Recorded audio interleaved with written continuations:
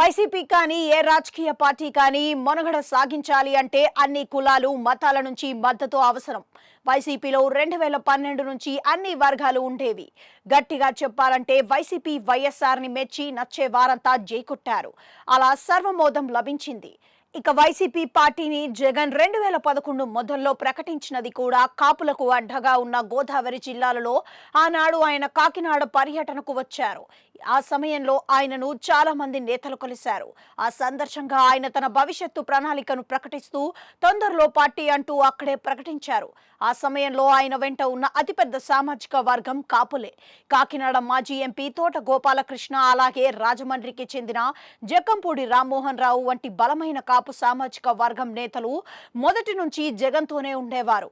ఇంకాస్త ముందుకు వెళ్తే జగన్ వైఎస్ఆర్ సీఎం అయ్యాక కడప జిల్లా దాటి తొలిగా బయటకు వచ్చింది కాకినాడ ప్రాంతానికే. ఆనాడు ఆయనకు గోదావరి జిల్లాలలో జన నీరాజనం లభించింది.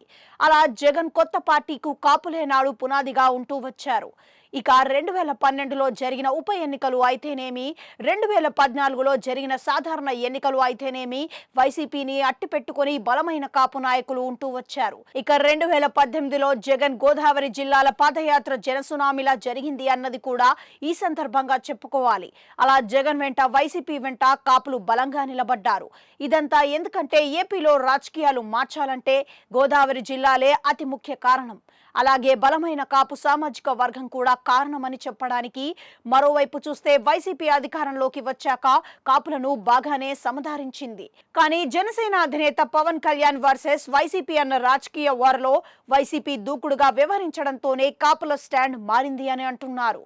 పవన్ ని ఏమైనా అంటే తమనే అన్నట్లుగా కాపులు తీసుకున్నారు.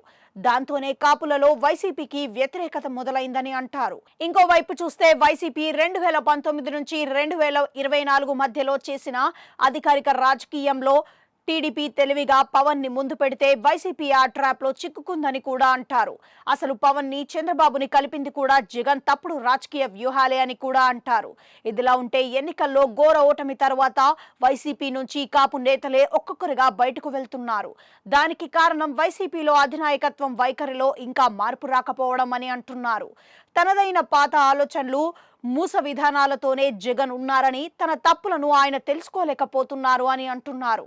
దాంతోనే కాపు నేతలే కాదు చాలా మంది విసిగి వైసీపీని వీడుతున్నారు అని అంటున్నారు. ఇక మరోవైపు చూస్తే ఏపీలో టీడీపీతో పాటు జనసేన కూడా బలమైన ఆల్టరేషన్ గా ఉంటుంది. కాపులకు తమకొక పార్టీ ఉన్నదన్న భావన ఏర్పడుతోంది. అందుకే వారు అంతా ఇప్పుడు కూటమి వైపు చూస్తున్నారని అంటున్నారు. వైసీపీ హైకమాండ్ ఆలోచనల ఫలితంగా ఆ పార్టీ ఎత్తిగిల్లుతుందా అన్న సందేహాలు కూడా కలుగుతున్నాయని అంటున్నారు. దాంతోనే వైసీపీని వీడే వారి సంఖ్య కూడా పెరుగుతోంది. మరోవైపు చూస్తే వైసీపీలో వరుసగా ఇటీవల కాలంలో రాజీనామా చేసిన మాజీ మంత్రి ఆళ్ల నాని కనిపిస్తారు.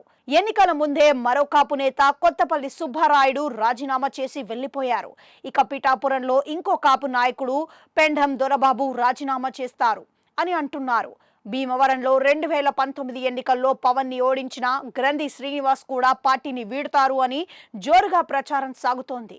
ఉత్తరాంధ్ర జిల్లాలలో చూసుకుంటే విశాఖ జిల్లా భీమిలికి 2019లో వైసీపీ తరపున ఎమ్మెల్యేలా పనిచేసిన మంత్రిగా కూడా 3 ఏళ్ల పాటు పనిచేసిన అవంతి శ్రీనివాస్ తాజాగా రాజీనామా చేశారు. ఇక గోదావరి జిల్లాలో మరో 2 మాజీ మంత్రులు, ఒక డైనమిక్ యంగ్ మాజీ ఎమ్మెల్యే ఇదే సామాజిక వర్గానికి చెందిన వారు పార్టీని వీడుతారు అని ప్రచారం జోరుగా సాగుతోంది. మొత్తం మీద చూస్తే జగన్ తన పాత పంధాను వీడి పార్టీని వదిలి వెళ్తున్న వారి విషయంలో ఫోకస్ పెట్టాలని అంటున్నారు. లోపం ఎక్కడ ఉందో గమనించుకోవాలని, చక్కదిద్దుకోవాలని అంటున్నారు. లేకపోతే జోరు కొనసాగితే ఫ్యాన్ రెక్కలు సైతం కదలకుండా బ్రేకులు పడతాయా అన్న చర్చ అయితే సాగుతోంది.